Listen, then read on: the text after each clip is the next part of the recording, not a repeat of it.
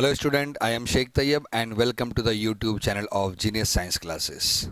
And today is the 20th lecture of rotational dynamics and topic is rotational motion.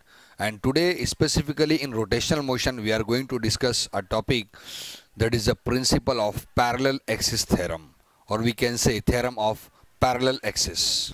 तो बच्चों आओ सबसे पहले हम देख लेते हैं definition of theorem of parallel axis, उसके बाद इसका एक्सप्लेनेशन देखेंगे, फिर हम इसको जो है इसको डेराइव करेंगे, इसका डेरिवेशन देखेंगे। ठीक है, तो थ्योरम ऑफ पैरेलल एक्सिस क्या है, अच्छे से ध्यान दो।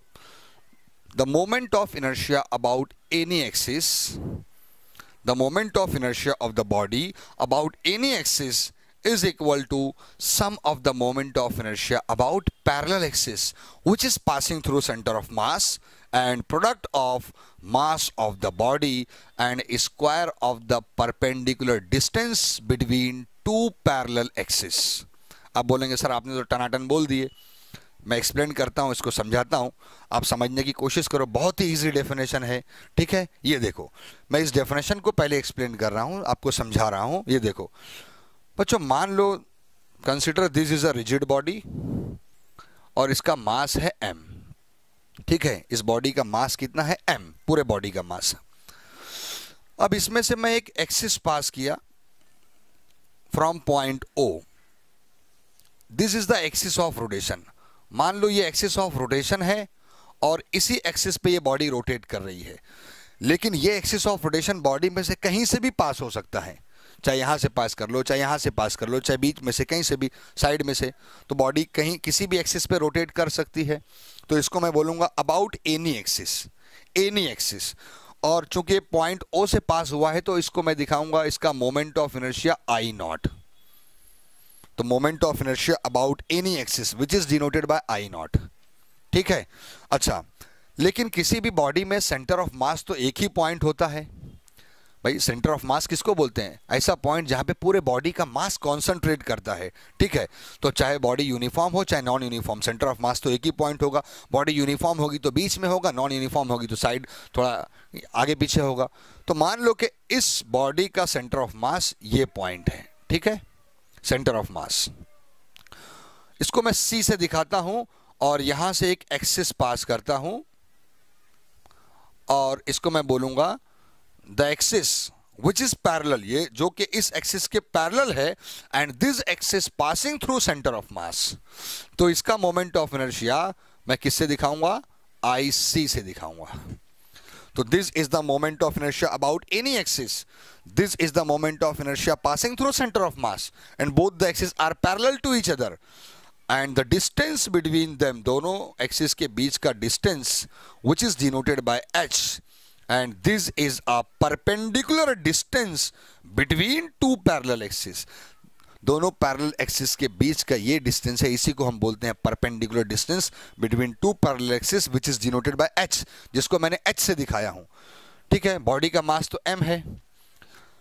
अब मैं इसका डेफिनेशन मैथमेटिकल फॉर्म में एक्सप्लेन कर रहा हूं, ध्यान देना।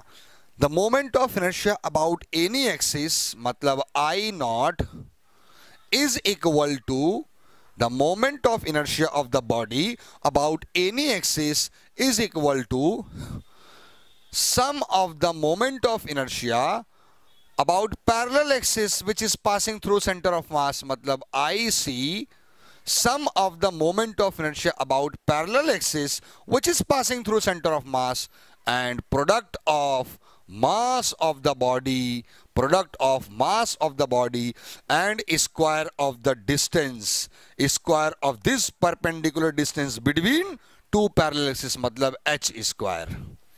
तो I naught is equal to IC plus MH square. तो ये था बच्चों मोमेंट ऑफ इनर्शिया का डेफिनेशन, जिसको मैथमेटिकली लिखा हुआ है वही थ्योरेटिकली भी है।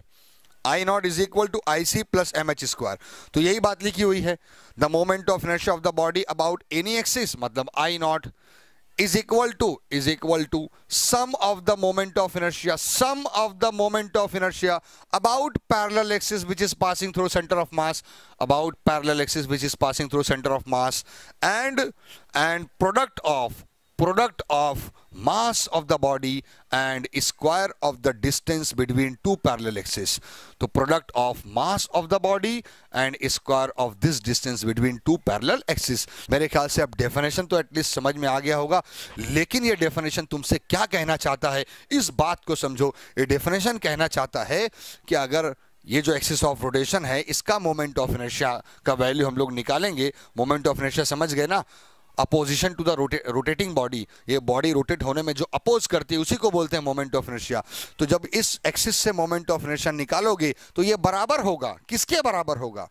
इस एक्सिस के मोमेंट ऑफ इनर्शिया के, जो कि सेंटर ऑफ मास से पास हो रहा है, plus mass of the body and square of this distance between two parallel axis. इन दोनों की वैल्यू को जब ऐड करेंगे तो वो अबाउट एनी एक्सिस के मोमेंट ऑफ इनर्शिया के बराबर होगा. ठीक है, इस बात को, यानी डेफिनेशन जो हमसे कहना चाहता है, इस बात को समझाने के लिए एक छोटा सा एग्जांपल लेके मैं समझाता हूं. मान लो कि इस बॉडी का मोमेंट ऑफ इनर्शिया इस एक्सिस से मान लो कि है 200 किलोग्राम मीटर स्क्वायर. ठीक है, for example 200 kilogram metre square. तो बच्चों, और इस एक्सिस का मोमेंट ऑफ इनर्शिया जो कि सेंटर ऑफ मास से पास हो रहा है, इसका वैल्यू मान लो 100 किलोग्राम मीटर स्क्वायर, और बॉडी का मास 25, और ये जो डिस्टेंस है इसको मान लो 2 सेंटीमीटर. ठीक है, ओके.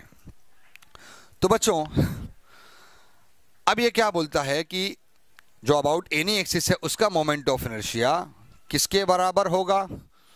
ये जो एक्सिस जो सेंटर ऑफ मास से पास हो रहा है इसका मोमेंट ऑफ इनर्शिया यानी 100 plus mass of the body कितना हुआ 25, और ये डिस्टेंस का स्क्वायर, तो 2 का स्क्वायर 4, तो 25 चौक कितना हो गया 100. तो 100 प्लस 100 कितना हो गया 200. यानी इस एक्सिस का जो मोमेंट ऑफ इनर्शिया है ये बराबर होगा सेंटर ऑफ मास के मोमेंट ऑफ इनर्शिया के plus and multiply by mass of the body and square of the distance. तो ये थ्योरम ऑफ पैरेलल एक्सिस ये हमसे कहना चाहता है. इसी बात को हम लोग मैथमेटिकल फॉर्म में भी लिख रहे हैं, इसी बात को हम थ्योरेटिकली भी बोल रहे हैं. फिर से मैं बोलता हूं डेफिनेशन, जरा ध्यान देना. The moment of inertia of a body about any axis is equal to sum of the moment of inertia about parallel axis which is passing through center of mass and product of mass of the body and square of the distance between two parallel axis. तो अब रटने की जरूरत नहीं है. अगर आपने ये मैथमेटिकल फॉर्म में याद रख लिया तो आप थ्योरेटिकल फॉर्म में अपने आप लिख सकते हैं. The moment of inertia about any axis is equal to sum of the moment of inertia passing through centre of mass and product of mass of the body and square of the distance between two parallel axis. हो गया? Okay. तो बच्चों, ये तो definition हो गया, लेकिन इसमें जो दो तीन अहम बातें हैं जो आपको ध्यान में रखनी है, वो 2-3 अहम बातें क्या है जरा ध्यान देना. ठीक है, इसमें सबसे पहली और सबसे अहम बात है कि ये दोनों axis, these two axes always parallel to each other. Point number 1. These two axes always parallel to each other. मतलब हमेशा I नॉट पैरेलल होगा किसके? IC के होगा. ठीक है, पहला कंडीशन. सेकेंड कंडीशन क्या है? This axis IC, यानी हमेशा इसमें से जो एक एक्सिस होगा वो कहां से पास होगा? सेंटर ऑफ मास से. तो second important condition, always second axis passing through centre of मास, हमेशा सेंटर ऑफ मास से ही पास होगा. और तीसरा जो इंपॉर्टेंट कंडीशन है कि इन दोनों एक्सिस के बीच में जो डिस्टेंस है ये परपेंडिकुलर डिस्टेंस होगा. ठीक है, तो परपेंडिकुलर डिस्टेंस. तो 3 अहम बात ध्यान में रखना. फिर जब इसके बेस से प्रॉब्लम भी सॉल्व करने के लिए आएगा, अलग अलग कंडीशन डायग्राम अलग अलग तरीके से दिया हुआ होगा. ठीक है, तो बच्चों, moment of inertia about any axis is equal to sum of the moment of inertia passing through centre of mass and product of mass of the body and square of the distance between two parallel axis. बच्चों, अब इसका explanation देखते हैं. बच्चे बहुत परेशान रहते हैं, सर एक्सप्लेनेशन. अरे एक्सप्लेनेशन क्या है? जो आपको डायग्राम में दिख रहा है बस वही लिखना है, और एकदम सिंपल है. हम बात 20 मरतबा बात करते रहते हैं. ठीक है, ये देखो, अब इसका जब एक्सप्लेनेशन लिखने की बात है, क्या दिख रहा है आपको डायग्राम में?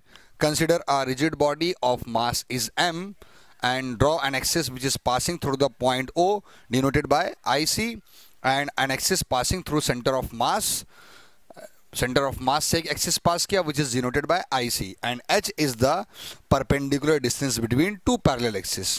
हो गया explanation as shown in figure, diagram में दिख रहा है। देन अब आगे बढ़ते हैं, यहां से कहानी को आगे बढ़ाते हैं। Consider an element at point P, point P पर एक छोटा सा टुकड़ा कंसिडर करो। एलिमेंट, ये पूरी बॉडी है, इसका एक छोटा सा टुकड़ा, छोटा सा element, whose mass is dm, जिसका मास कितना है, dm है। बच्चों एलिमेंट क्या होता है, collection of atom, collection of molecule, बहुत सारे एटम्स और मॉलिक्यूल मिलके एलिमेंट बनते हैं, और इसका मास कितना है कंसिडर किया, dm। And join OP and CP, OP and CP को ज्वाइन करो, ये देखो, ये लो, OP को ज्वाइन किया एंड CP को ज्वाइन किया। इसको लिख दो, हम एक्टिविटी कर रहे हैं, क्या एक्टिविटी किया, join OP and CP, okay. And draw perpendicular, अब एक परपेंडिकुलर ड्रॉ करो, draw perpendicular PD on OC, draw perpendicular PD on OC पे, व्हेन OC एक्सीड्स, जब आप OC को आगे बढ़ाओगे, when OC exceeds, तो draw perpendicular PD on OC when OC exceeds। तो आप लिख सकते हैं draw perpendicular PD on OC when OC exceeds। ठीक है, ओके। तो ये हो गया बच्चों इसका एक्सप्लेनेशन। यही सारी बातें जब आप लिखते हो डेरिवेशन स्टार्ट करने से पहले तो हो गया। इसमें कौन सी रटने की बात है, बॉडी के बारे में बताया, दोनों एक्सिस के बारे में बताया, एलिमेंट के बारे में बताया, और आपने क्या क्या एक्टिविटी किया है वो भी हमने लिख दिया। ठीक है, हो गया एक्सप्लेनेशन। बच्चों अब डेरिवेशन परफॉर्म करने के लिए इसमें 4 चीज़ें समझना बहुत ज़रूरी है। इस पे ज़रा ध्यान दे दो, सारी बात आपको समझ में आ जाएगी। ये देखो, ये जो आपने छोटा सा एलिमेंट पॉइंट P पे कंसिडर किया जिसका मास है dm, मुझे पहले इस एलिमेंट का moment of inertia find out करना है इस एक्सिस से विच is passing through point O। जब इस एलिमेंट से मोमेंट ऑफ इनर्शिया मिल जाएगा तो फिर पूरे बॉडी का moment of inertia find out करना है इस एक्सिस से। 2 चीज हुई। अब तीसरा, फिर से मुझको इस एलिमेंट का moment of inertia find out करना है ये वाले एक्सिस से विच is passing through centre of मास, और जब एलिमेंट का मिल जाएगा तो फिर से पूरे बॉडी का moment of inertia find out करना है इस एक्सिस से विच is passing through point C। ये 4 चीज, ठीक है। तो पहले मैं आपसे पूछूं, मोमेंट ऑफ इनर्शिया का जनरल फॉर्मूला क्या है, mr²। क्या फॉर्मूला है general formula, I is equal to mr²। This is the general formula of moment of inertia. यानी किसी भी बॉडी का जब moment of inertia find out करने की बात आएगी तो आपको मास चाहिए। अगर बॉडी का बात करूंगा, मास, एलिमेंट का मास होगा dm, और उस एक्सिस से उस एलिमेंट का डिस्टेंस कितना है, ये 2 चीज चाहिए। मतलब क्या क्या चाहिए, मास m और डिस्टेंस का स्क्वायर। ये 2 चीज अगर आपको मालूम है तो आप किसी भी ऑब्जेक्ट का, किसी भी एलिमेंट का moment of inertia find out कर सकते हैं। ठीक है, तो 2 requirement, mass and square of distance. ठीक है, तो देखते हैं, आओ देखो। सबसे पहला, मैं इस एलिमेंट का, एलिमेंट है जिसका मास कितना है dm, इस एलिमेंट का मोमेंट ऑफ इनर्शिया इस एक्सिस से फाइंड आउट कर रहा हूं जो कि पॉइंट O से पास हो रहा है। तो moment of inertia of element of mass dm about an axis which is passing through point O is, mass कितना है dm और इसका इस एक्सिस से डिस्टेंस कितना है OP। तो क्या लिखूंगा मैं, it is OP² into dm। तो moment of inertia of the element about an axis which is passing through the point O, तो मास है dm, डिस्टेंस है OP, तो मैं बोलूंगा OP² into dm, क्योंकि डिस्टेंस का स्क्वायर चाहिए और मास चाहिए। अभी तुमको इस एलिमेंट का मोमेंट ऑफ इनर्शिया मिला है, पूरे बॉडी का नहीं, लेकिन जब एलिमेंट का मोमेंट ऑफ इनर्शिया मिल गया और इसी एलिमेंट को जब मैं इंटीग्रेट कर दूंगा तो क्या बन जाता है, बॉडी बन जाता है। ठीक है, तो हम क्या करेंगे, अब देखो, the moment of inertia of the body, अब एलिमेंट के बाद आ गया body, about an axis which is passing through the point O, यानी पूरे बॉडी का मोमेंट ऑफ इनर्शिया इस एक्सिस से जो पॉइंट ओ से पास हो रहा है, तो मैं इसी एलिमेंट को इंटीग्रेट कर दूंगा। मतलब पहले मैं बताऊंगा कि moment of inertia of the body which is denoted by I naught, ठीक है, इसको आई नॉट से दिखा रहे हैं, and which is equal to, इस वैल्यू को इंटीग्रेट कर दो, होगा integration of O P square into D m. तो मैंने पहले इस एलिमेंट का मोमेंट ऑफ इनर्शिया निकाला इस एक्सिस से, फिर पूरे बॉडी का मोमेंट ऑफ इनर्शिया निकाला इस एक्सिस से, और इसको दिखाया मैंने I nought is equal to integration of small element give rise to the total body, ठीक है, तो integration of O P square into D M. अब क्या करूंगा, अब इस एलिमेंट का मोमेंट ऑफ इनर्शिया इस एक्सिस से निकालूंगा जो कि सेंटर ऑफ मास से पास हो रहा है। पहले एलिमेंट का निकालूंगा फिर बॉडी का निकालूंगा। तो देखो, the moment of inertia of element of mass dm about an axis which is passing through the point C which is equal to distance कितना है cp, मास कितना है dm, तो क्या हो जाएगा, बोलो बोलो क्या हो जाएगा, cp स्क्वायर इंटू dm।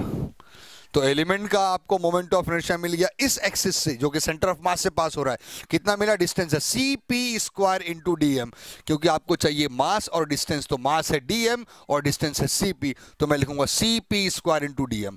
अब मुझको इस एक्सिस से ही पूरे बॉडी का चाहिए। जब एलिमेंट का मिला है इसको इंटीग्रेट करेंगे तो आपको बॉडी का मिल जाएगा, ठीक है, क्योंकि इंटीग्रेशन का मतलब होता है सम ऑफ ऑल। तो the axis which is passing through the centre of mass which is denoted by I C, तो मैं लिखता हूं I C is equal to integration of C P square into D M. The moment of inertia of the body about an axis which is passing through center of mass which is denoted by IC is equal to integration of, यानी small element का integrate किया तो आपको mass of the body का moment of inertia मिल जाएगा। तो बच्चों ये चार बहुत इंपॉर्टेंट चीजें हैं, ये चार चीज आपने अगर ध्यान में रख ली फिर उसके बाद तो मैथमेटिकल डेरिवेशन एकदम इजी हो जाएगा। तो क्या किया आपने, पहले एलिमेंट का मोमेंट ऑफ इनर्शिया इस एक्सिस से निकाला, ओपी स्क्वायर डीएम, उसको इंटीग्रेट किया तो पूरे बॉडी का मिल गया, तो I nought is equal to integration of OP square DM.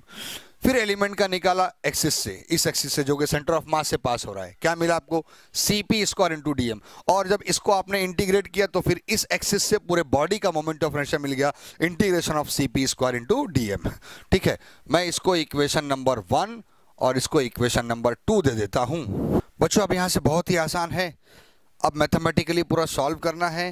Now you can see triangle OPDM, it is a right angle triangle, so we can use Pythagoras theorem.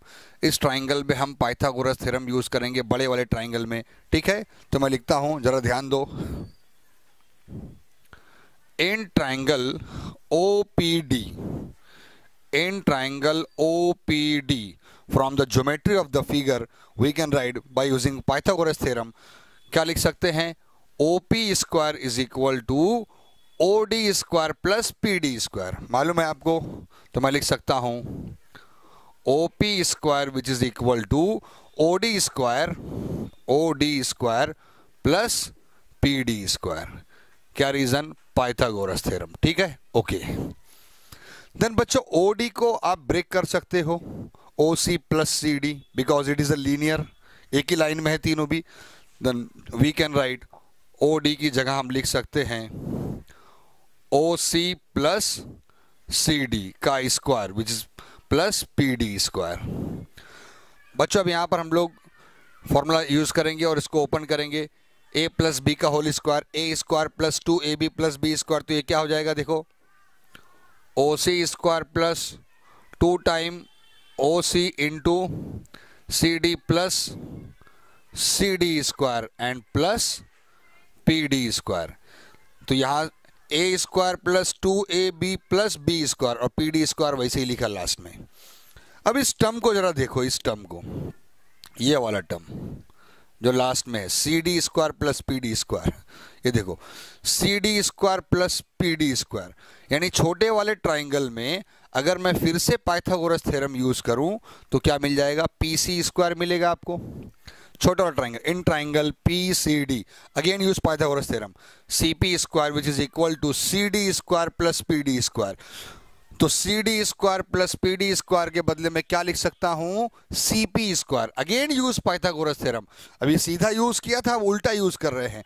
तो C D square plus P D square के बदले क्या लिखूंगा मैं, सी P square. तो मैं लिख रहा हूं, ये देखो, ओ C square plus 2 time O C into C D, और प्लस इसके दोनों के बदले पाइथागोरस थ्योरम का यूज करके मैं लिख रहा हूं सी पी स्क्वायर।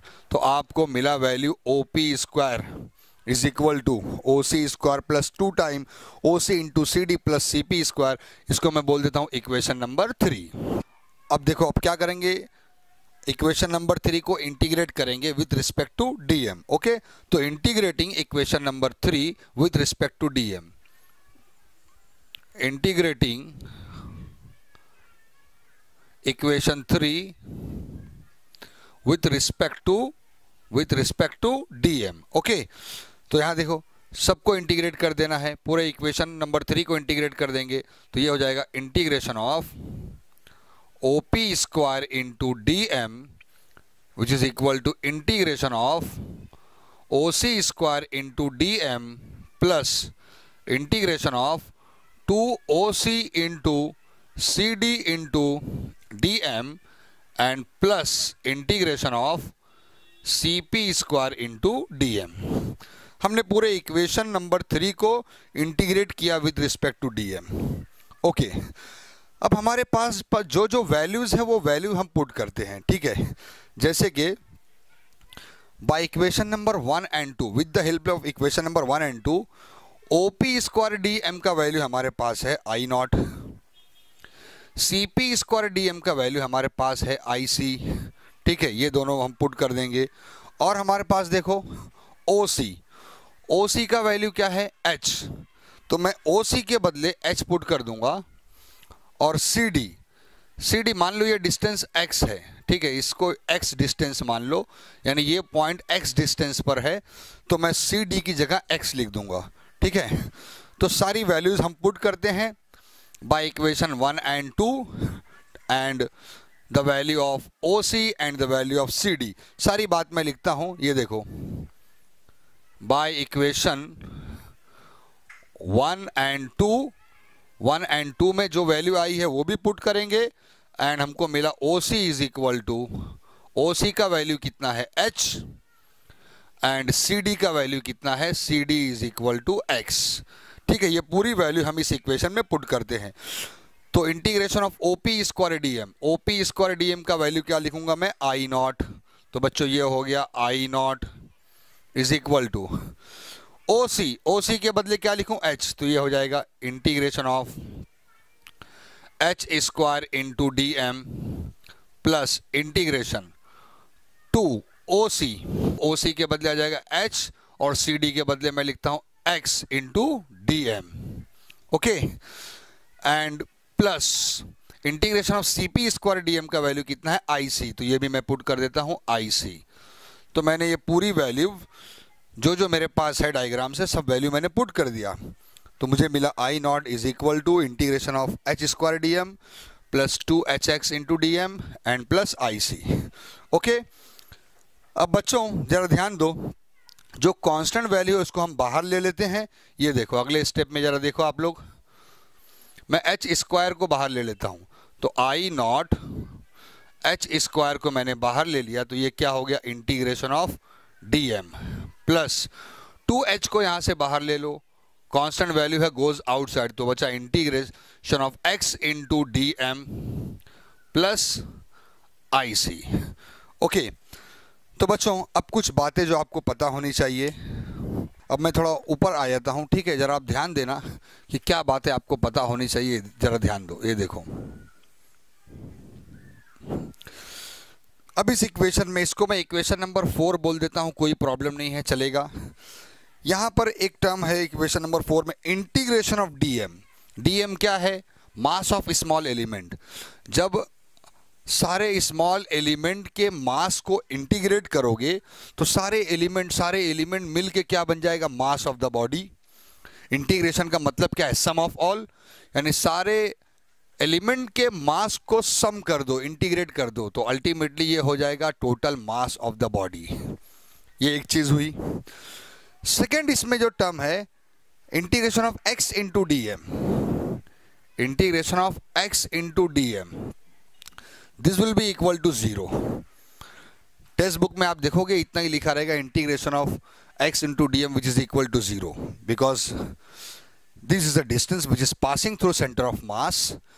एंड इसका रीजन आप बोल सकते हैं कि algebraic sum of moment of all the particle about centre of mass is always 0। ठीक है, मैं एक्सप्लेन करूंगा कि ये वैल्यू 0 कैसे आई है। आप रीजन दे सकते हैं, क्या लिख सकते हैं, अलजेब्रिक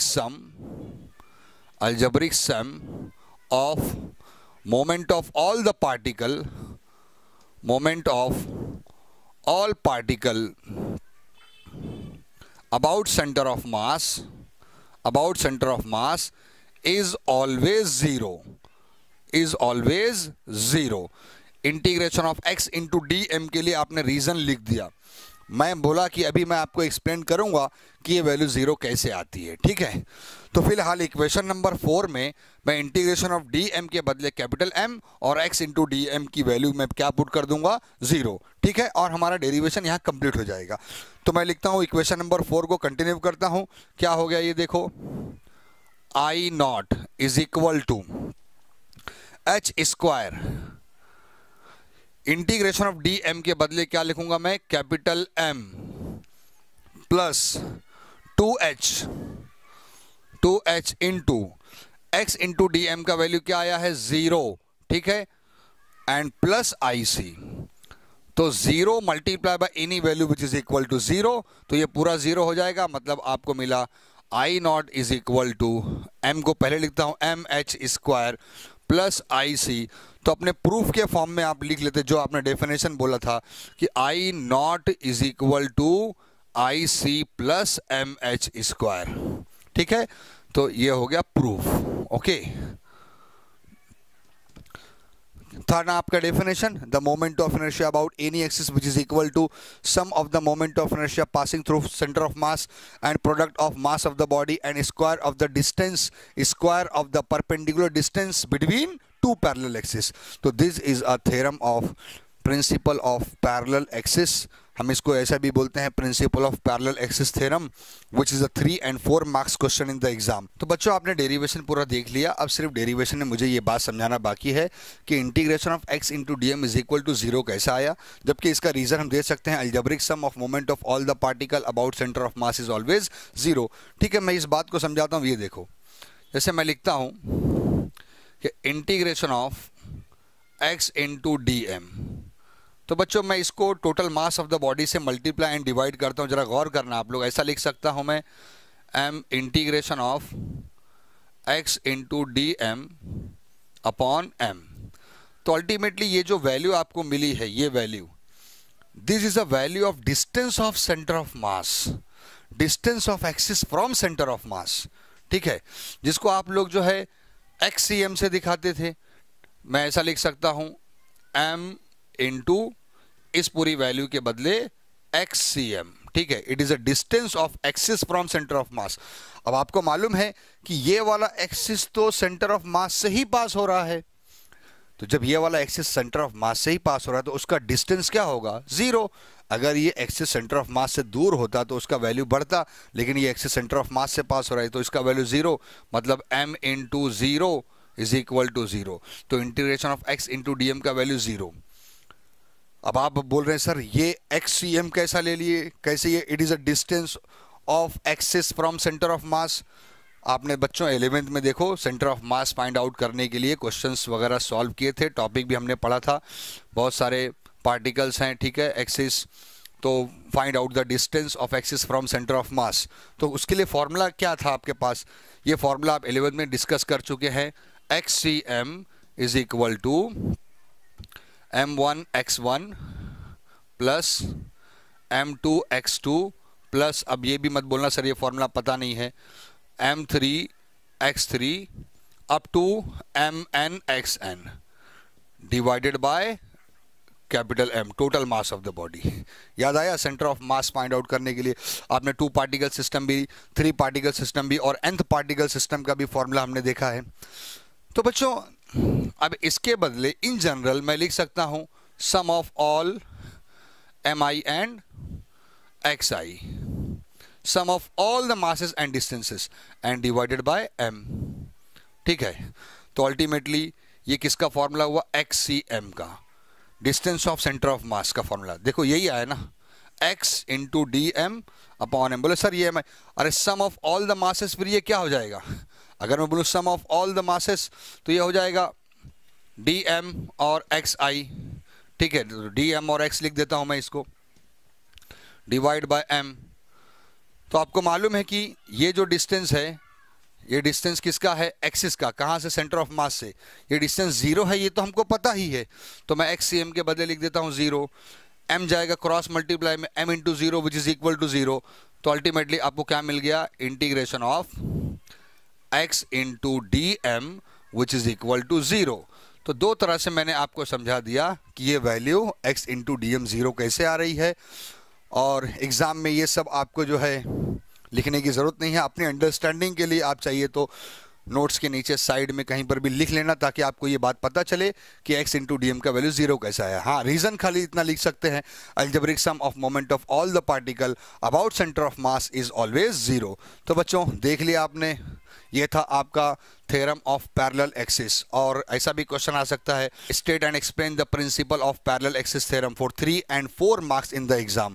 फिर से डेफिनेशन देख लो, the moment of inertia about any axis is equal to sum of the moment of inertia passing through centre of mass and product of mass of the body and square of the perpendicular distance between two parallel axis. Okay, इसी के साथ मैं stop करता हूं। Good bye.